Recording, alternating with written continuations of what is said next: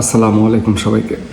আজকে আমরা যে বিষয়টাতে আলোচনা করব আশা করি আপনারা সবাই ভালো লাগবে আর কি। সেটা হলো দালালি। তো আপনি কি জানেন যে ঢালু আপনাকে বাসা দিচ্ছে, তারা হাজার হাজার রিয়েল এস্টেট কোম্পানির সাথে দালালি করে যুদ্ধ করে বাসা নিয়ে আসতেছে। যে পিভিকচর আপনাকে আমাকে কার্ড দিচ্ছে, পিভিকচরের সাথে আপনার যে কার্ড কোম্পানির যে ফ্যাক্টরিতে কার্ডটা অর্ডার দেওয়া হয় তাদের মধ্যে একটা বিজনেস হয়, B2B বিজনেস। পিভিকচরের ভিতরে যে ফটোকপি মেশিনটা থাকে, সেই ফটোকপি মেশিন কোন কোম্পানির হবে সেই কোম্পানি তারা একটা দালালি করে বিভিন্ন কোম্পানি পিভিকচরের সাথে কন্ট্রাক্ট করে। জানেন যে ফেসবুক, যে গুগল আপনাকে আপনার বিজনেসকে প্রমোট করতেছে, আপনার বিজনেসকে সবার কাছে পৌঁছে দিতেছে, আপনার কাছ থেকে তারা টাকা নিয়ে তারা দালালি করতেছে আপনার হয়ে। ইউরোপীয় পার্লামেন্টে যখন একটা এজাইল ভাইয়ের সাথে এজাইল দেওয়া হয়, সেইখানে তারা যে অ্যামাউন্ট পায়, এখানে যারা অরিজিনাল এজাইল দেওয়া হয় তাদের ওই অ্যামাউন্ট দেওয়া হয়। দালাল সেটা হচ্ছে আপনার ব্রোকারি ইংলিশে। ডোনাল্ড ট্রাম্প সেই বিজনেস করতেছে, এবং কি টম ক্রুজের নাম আমরা শুনেছি ওয়ার্ল্ডে। টম ক্রুজকে জিজ্ঞাসা করা হয়েছে একটা অনুষ্ঠানে, আপনার কয়টা লাইসেন্স আছে? সে বলছে আমার গাড়ির লাইসেন্স আছে, মোটরসাইকেলের লাইসেন্স আছে, এরোপ্লেনের লাইসেন্স আছে। আর একটা লাইসেন্সের কথা সে বলছে রিয়েল এস্টেটের লাইসেন্স আছে। ইটস এ বিগ বিজনেস, দালালি। How many different licenses do you have?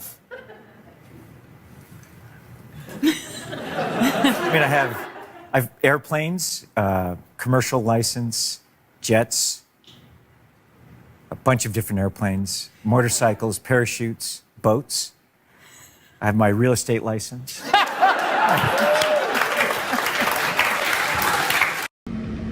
Even আপনি যদি আমেরিকার টাইম স্কোয়ারে যান, টাইম স্কোয়ারে হাজার হাজার লোক ব্রোকারি করতেছে, দালালি করতেছে, টপ বিলিয়নাররা দালালি করতেছে।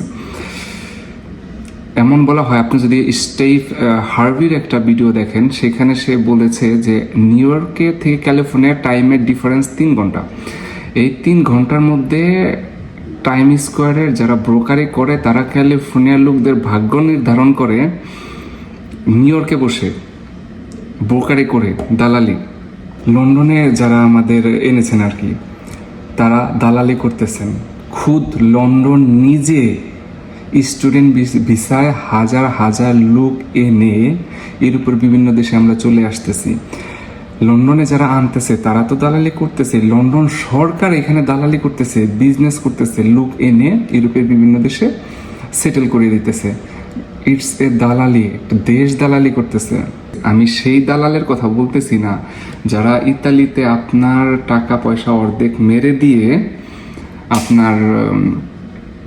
আপনাকে বাড়িতে চাপ দিয়ে আপনার কাছে টাকা পয়সা নিছে, সেটাকে বলা হচ্ছে ম্যান পাওয়ারের বিজনেস। সেটাও দালালি, অবৈধ। সেটাকে বলা হচ্ছে স্মাগলিং। স্মাগলিং দালালের একটা অংশ। তো সেই দালালের কথা বলতেছে না, যে দালাল স্মাগলিং করতেছে সেটা আলাদা বিষয়। আপনি যে রেস্টুরেন্টে জব করেন, যদি অন্য দেশি হয়, সেই রেস্টুরেন্টের মালিক বা সে কত বড় দালাল হতে পারে, আপনি যদি তার পার্সোনাল লাইফে যান তখন বুঝতে পারবেন যে এই ইউরোপিয়ানরা কেমন। এই দেশের ইউরোপের প্রতিটা বিল্ডিংয়ের ইট এক একটা রক্তের খণ্ড, এবং কি স্ট্রু। এরপরে আপনি যে সকল ক্লায়েন্টকে খাওয়া দাওয়া দিতেছেন, পিজা বিক্রি করে যাদের খাওয়াচ্ছেন, বলতেছেন যে আমি বাংলাদেশিদের সাথে কাজ করি না, তো আপনার পিজা, বার্গার, স্যান্ডউইচ বিক্রি করে যাদের খাওয়াচ্ছেন, আপনি তাদের পার্সোনাল লাইফে গেলে বুঝবেন যে তারা প্রতিজন একজন করে লয়ার কেন রাখে, এবং কি তাদের কী এমন দরকার হয় লয়ার রাখতে হয়। পৃথিবীর সবচেয়ে হিরে পাওয়া যায় কঙ্গোতে। সেই কঙ্গোতে ইউরোপিয়ান মিলিটারি কি করে, রাশিয়া সেখানে কি করে? যে দেশ সবচেয়ে হীরা পাওয়া যায় সেই দেশ কেন সবচেয়ে গরিব? নাম্বার 2 হচ্ছে সেই হীরাগুলো আবার বিভিন্ন বড় বড় দেশের স্টারদের গলায় দেখা যায়। হীরা বিক্রি করার কারণে সবচেয়ে গরিব থাকে, আবার হীরা যেখানে যাদের বিক্রি করে তাদের আবার প্রতিটা দেশের সুপার স্টারদের গলায় ডায়মন্ড পাওয়া যায়। ঘটনা কি? আমরা যে বলি ফেদালিটি, ইগালিটি, লিবার্টি, ভাঙছে কে? কারা ভাঙছে? কি কি কারণে ভাঙছে? শুরু হয়েছে কোত্থেকে? তাই না? তা আমি অবশ্যই পছন্দ করি, আমি এখানে আছে অবশ্যই আমি পছন্দ করি, আমি ভালোবাসি, কিন্তু আমি যে আমাদের যে বাংলাদেশি ভাইদের সাথে কিছু করতে গেলেই সমস্যা। মানি ফ্লো হবে, মানি ফ্লো হবে, it's a basic fundamental rules. নেভিগোর চার্জ 2 ইউরো থেকে 4 ইউরো হয়েছে। কই কেউ তো ঝগড়া করলো না, জিলেজন করলো না। চলুন আমরা সবাই মিলে জিলেজন করি, এটার প্রতিবাদ করি। শুধুমাত্র বাংলাদেশি ভাইদের সাথে কারোর সাথে কিছু করলেই সমস্যা। এখন আমাদের বাংলাদেশি ভাইদের সাথে কিছু করতে গেলেই যে প্রবলেমগুলো হয়, অ্যাকাউন্টের যে জনক লুসা পাসিওলি 1447 সালে সে জন্মগ্রহণ করতো না, এইরকম যদি মেন্টালিটি থাকতো আমি জন্মগ্রহণ করব না। তো মানি ফ্লো হবে, টাকা হাত থেকে হাতে যাবে, ইন এ ভদ্র way, in a gentle way. আমাদের মাথায় যে ঢুকে গেছে যে এই দালাল শব্দটাতে এমনভাবে ঢুকে গেছে যে দালাল মানে মনে হয় মা বোনের গয়না বন্ধক রেখে কাউকে দিচ্ছে এবং কি সেইটা আপনার ক্ষতি করছে, এরকম কিছু। আপনি জানেন ইউরোপের অনেকগুলো দেশ, হয়তো আপনি যে দেশে আছেন সেই দেশ বিশাল বড় আমেরিকার দালালি করে, জানেন? আর আমরা বাংলাদেশিদের সাথে কিছু করতে গেলেই নানান ধরনের প্রবলেম। চাল নিয়ে প্রবলেম, ডাল নিয়ে প্রবলেম, ফার্নিচার নিয়ে প্রবলেম। এক ভাই ফ্রেঞ্চ ট্রান্সলেট করে সেখানেও প্রবলেম, এক ভাই চার্জ করলে সেখানে প্রবলেম। মানে আমাদের যে একটা মেন্টালিটি যে মানে হয় টাকা আসে নিয়ে গেল, এরকম একটা মেন্টালিটিতে। সো যারা কাজ করবে বিদেশের বাড়িতে, যারা কষ্ট করবে তারা ভালো থাকবে, বেসিক রুলস। এইটা বোঝার জন্য আইনস্টাইন হইতে হয় না। এখন কেউ আপনার বাসার মোবাইল ফালাবে, পরিষ্কার করবে, কেউ আবার এসে আপনার স্বাস্থ্য চেক করবে যে আপনার স্বাস্থ্য ঠিক আছে কিনা। এইটাই স্বাভাবিক। চাহিবা মাত্র ইহার বাহককে দিতে বাধিত থাকিবেন, টাকার মধ্যে লেখা। তো মানি সার্কুলেশন হবে, যে মানি অ্যাকাউন্টিংয়ের জনক পর্যন্ত আমাদের দেশের যে মেন্টালিটি, সবাই না, দেখেন আমাকে ভুল বুঝেন না প্লিজ। আমরা যখন ভিডিও করি আমরা কিন্তু অন্ধকারে বলি, আমরা জানি না যে আমাদের ভিডিও কে দেখতেছে। কিছু কিছু ভাইরা আছেন, খুবই স্বাভাবিক, এটা হতেই পারে। কিছু কিছু ভাইরা এমনভাবে চিন্তা করেন যে না জানি কে কী করে ফেললো, এরকম একটা মেন্টালিটি থাকে আর কি। এই জন্য আমি ভাবছি, অনেকদিন যাবতীয় ভাবতেছিলাম যে আসলে ভিডিওটা করি। তাহলে এক কাজ করি, মানে কারোর সাথে যে ভাই ট্রান্সলেট করে তারও প্রবলেম, কেউ যদি চার্জ করে তার একটা সময়ের মূল্য আছে না। কারেন্টের ভাইটা সারাদিন আপনার বিজনেসে গিয়ে দাঁড়িয়ে থাকে, আর পরে যদি দেখে হঠাৎ করে কারেন্ট চলে আসছে, এমনও বলা হয় যে ভাই আমার তো কারেন্ট চলে আসলে লাগবে না। একটা লোক যে বের হইলো বাসা থেকে বের হয়ে সারাদিন আপনার বিজনেসের সামনে দাঁড়িয়ে আছে, তার একটা মজুরি আছে না? যে প্লাম্বার, তার একটা মজুরি আছে না? তারপরে ধরেন যে কিছু করলেই একটা ট্রান্সলেট ভাই, সে আপনার জন্য ট্রান্সলেট করছে বা সে আপনার সাথে পিকচারে গেছে, এর জন্য একটা মূল্য আছে না?